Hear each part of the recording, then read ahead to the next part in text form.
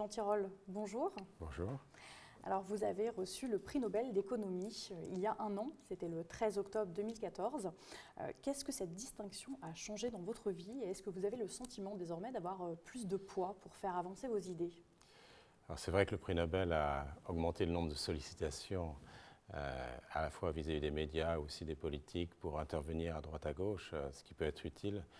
Mais j'essaie de rester un chercheur, donc de continuer ma recherche, de construire à l'Université de Toulouse. Après, c'est vrai aussi que le pas de temps pour intervenir dans le politique est très lent, parce qu'il faut d'abord convaincre des idées.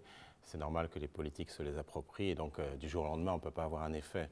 Non, je crois que c'est vraiment important que la culture économique en France augmente, et aussi que les politiques réalisent qu'il y a une économie, qu'il y a une économie mondiale, et qu'on a des enjeux économiques forts. Donc il faut qu'ils fassent appel à des économistes. Maintenant, c'est eux de faire la politique, ce n'est pas aux économistes de se substituer aux hommes politiques.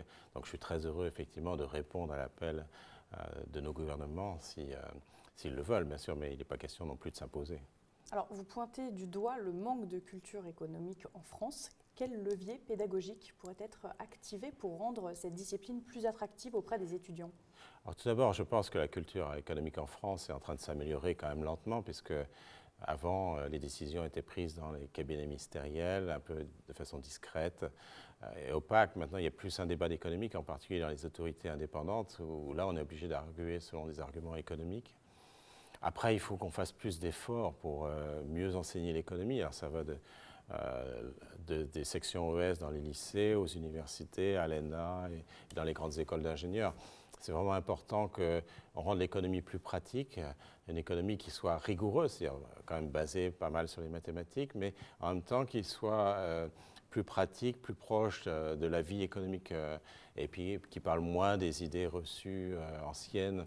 Il faut vraiment que ce soit quelque chose qui soit simple, mais un peu à la pointe des idées. L'école polytechnique a quand même une situation très favorable, puisqu'il y a des enseignants et des étudiants remarquables, et bien formés, avec beaucoup de rigueur.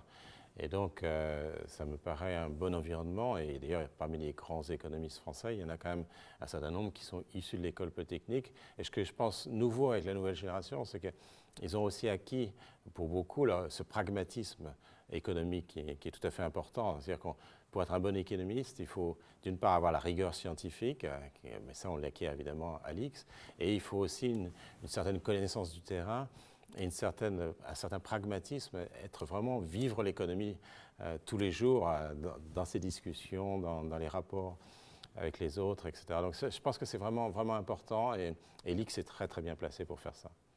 Alors vous parlez de pragmatisme, vous plaidez pour que les économistes s'ouvrent aux autres sciences. Est-ce que votre passage à l'IX, où l'on prône justement cette ouverture sur les sciences, a favorisé ce point de vue, et pourquoi cette ouverture est nécessaire selon vous?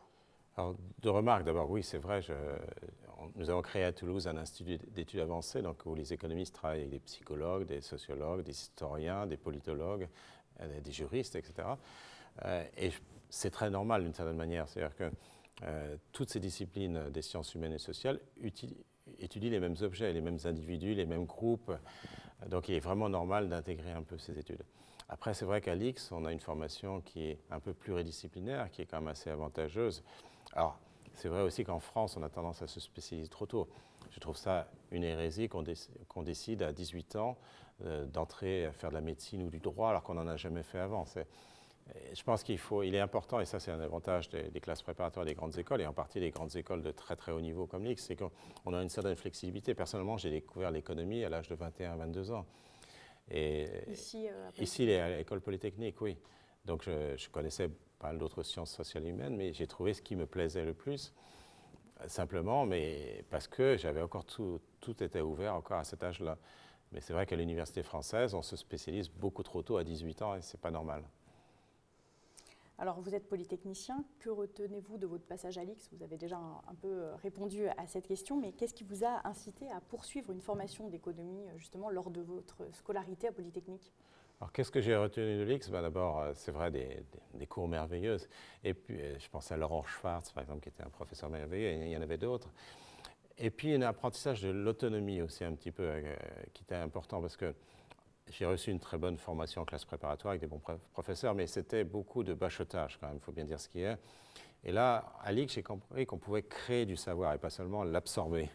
Et ça a été quelque chose d'important. Et après, évidemment, cette ouverture sur les sciences sociales et humaines, que je n'avais pas auparavant, sauf par des lectures personnelles. Et là, j'ai découvert ce que j'aimais, qui était un peu une combinaison des sciences sociales et puis des mathématiques. Et c'est là que vraiment j'ai découvert ma vocation. Qu'est-ce que vous pensez de ce nouvel axe développé à l'école polytechnique d'encourager les élèves à plus d'innovation, d'entrepreneuriat? Je pense que l'innovation et l'entrepreneuriat, c'est quelque chose de tout à fait fondamental et on le voit dans les universités américaines. C'est l'économie de demain. C'est-à-dire qu'un des problèmes en France, c'est que bien qu'on ait des gens, on a des gens extrêmement talentueux, on a vraiment des scientifiques de très très haut niveau, on a toujours assez peu des grandes biotech qui vont faire les grandes molécules et les grands médicaments de demain. On a trop peu des Google, des Microsoft, des Amazon, des Uber, etc., qui sont parfois de l'innovation extrême, parfois de l'innovation très simple. Et un milieu de start-up que j'ai visité tout à l'heure avec le président, effectivement, ce qui est fait ici pour lancer les start-up, et c'est très important finalement de mettre le monde de la recherche avec le monde réel et d'encourager les étudiants, ceux qui ne veulent pas forcément entrer dans un ministère ou faire de la recherche, etc., dire voilà, moi j'ai envie de faire des choses entrepreneuriales et puis d'innover, et puis c'est l'avenir comme de notre pays. Je vous remercie, Jean Tirole. Je vous remercie.